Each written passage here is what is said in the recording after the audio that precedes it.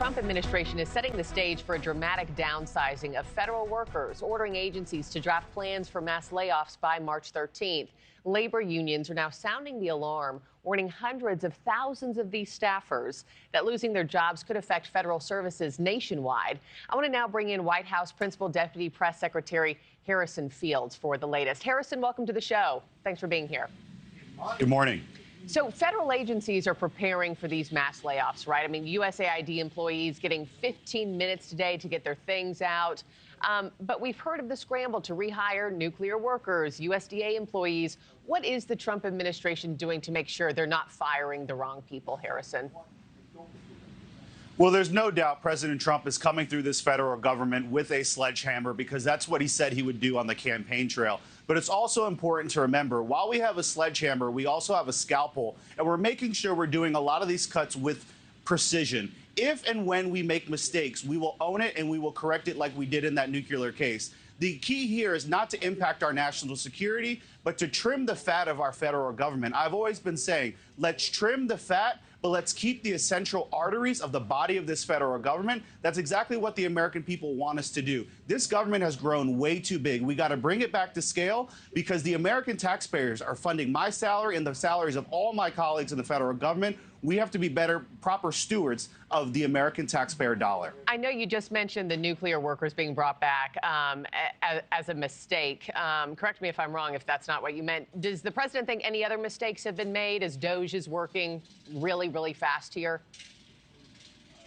We're moving fast, and like I said earlier, and Elon said it yesterday, we will make mistakes and we will own it. But out of all the good work we're doing, the mistakes pale in comparison to the great things we're doing. HUD just discovered $1.9 billion of money that was just sitting around. That's $1.9 billion in HUD. That is now going back to the Treasury to be repurposed for other things that could be used for this great country. So we are looking under the hood, taking an assessment, taking an inventory of every single dollar the American taxpayer is funding for this government, and we are just looking for better stewardship of this government.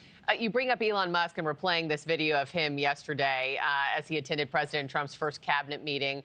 He faced in that room a lot of the leaders who pushed back on his recent email demanding that all these federal employees list off 5 things they accomplished last week. Is there a power struggle on who has the authority to terminate here?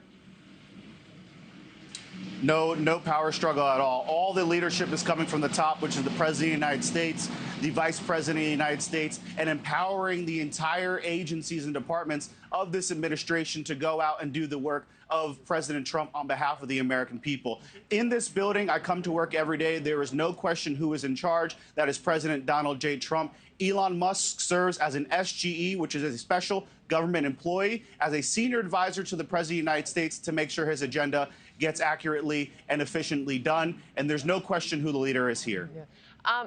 No doubt that President Trump is the top boss, but Elon Musk is wielding a whole lot of power right now. Does President Trump enjoy all that power that he currently has? Well, he brought Elon Musk here for a purpose. This is a CEO who's taking time off of his busy schedule to serve in the federal government without pay to make sure that the United States of America is working efficiently, cutting waste, fraud, and abuse. I don't know a lot of billionaires who would take time out of their busy lives, jet-setting across the globe, to work in the federal government day in and day out to make sure that this government works better for the United States. A lot of people should be commending Elon Musk for the work that he's doing. It's a very simple proposition. America has gone too bloated. We have to go on Ozempic and get back to size so that the American people and the American taxpayer can have better, proper stewardship of every dollar that they're working hard to fund this government.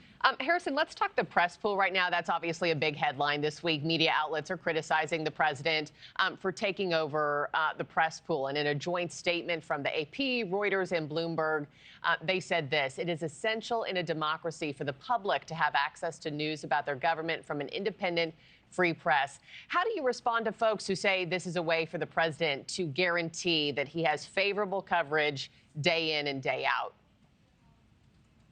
Well, there's no doubt about it. This is going into the weeds a little bit for the American people back home. We have what is called an in-town pool. Today, our print pooler is a reporter from The Independent. I would not say that's a conservative outlet. And good news for NewsNation, you guys are included as a supplemental TV pooler today, in which you'll be able to go into any open spaces, including the Oval, today to cover the news of the day.